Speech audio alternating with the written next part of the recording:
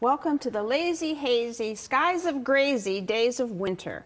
If the cold and dark have you hibernating, it could be more than just the winter weather. It can signal SAD, S-A-D, seasonal affective disorder. Shirley Ratner is here to shine a light on this type of depression. Shirley is a clinical psychologist with MetroHealth. Welcome back to the show. Thank you for having me. So the winter doldrums could be actually depression? Yes, yes. You know, when the days get shorter, the temperature decreases, you know, people can become depressed, and it's usually related to that time of year. So that's why we call it seasonal affective disorder. Okay. What are the symptoms of SAD? Yeah, so the symptoms can include typical depression symptoms such as fatigue. You might start to cry, feel irritable. You might have body pain, or may have trouble concentrating, sleeping. You may lose interest in things that you normally enjoy to do.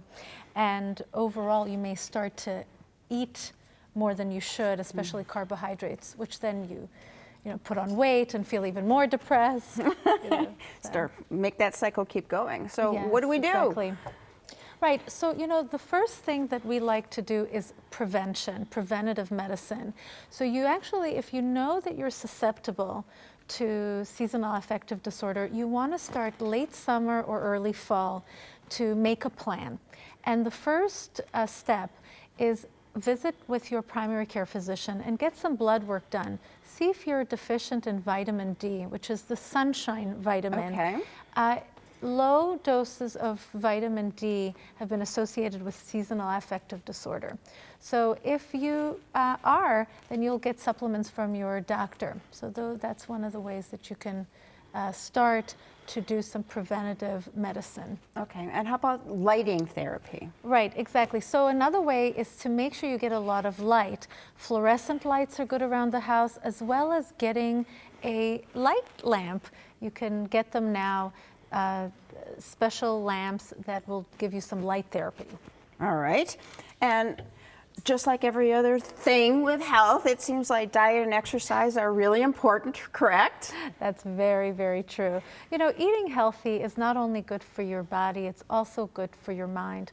So you want to make sure that you are taking care of eating healthy foods, and you know, exercising as well. You know, get going, because one of the things that we tend to like to do in the winter is to hibernate. You know, and so just pushing yourself to get out there. You know, take a walk inside the mall, or you know, go to the gym, even if it's for 20 or 30 minutes. You know, or just put a video in your home for 10-15 minutes and start to jump and do a little dancing. But the key is to move and get yourself moving. What if you're trying to do all this and you're still depressed? That's right, that's right. So, you know, sometimes, you know, we really need to take a closer look. We might talk to our physician about an antidepressant, or we may do some counseling.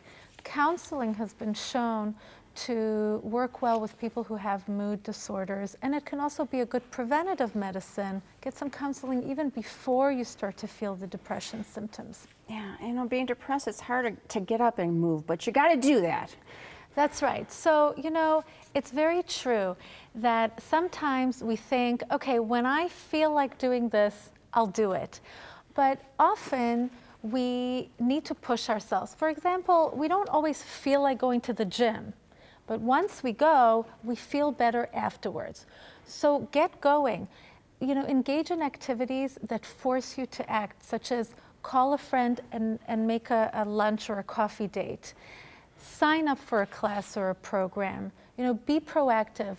And if you do take action, I guarantee you, the good feelings will come. Excellent.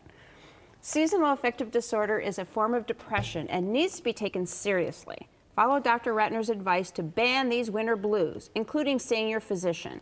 And for more help, use the information that's coming up next. To learn more, call MetroHealth at 216-778-7800 or log on to www.metrohealth.org.